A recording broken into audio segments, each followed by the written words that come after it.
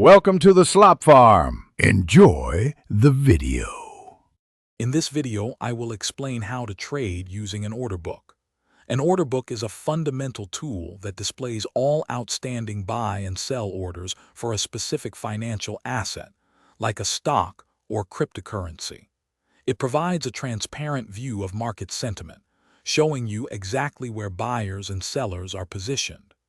This real-time data is crucial for making informed trading decisions, helping you understand the immediate supply and demand at various price levels. Let's break down the key components you'll see.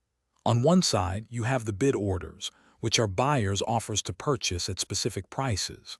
On the other, the ask orders represent sellers' offers. The gap between the highest bid and the lowest ask is called the spread, a critical indicator of liquidity.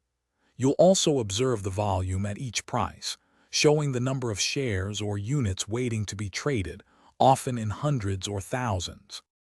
Understanding market depth is vital for predicting short-term price action.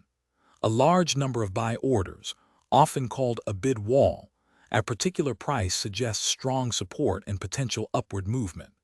Conversely, an ask wall with many sell orders indicates resistance.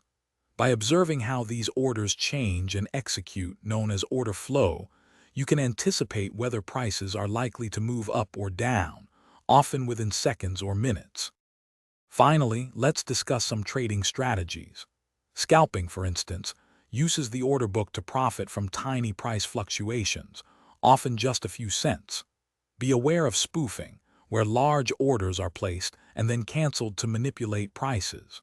Always use limit orders to control your entry and exit points precisely. Pay close attention to imbalances.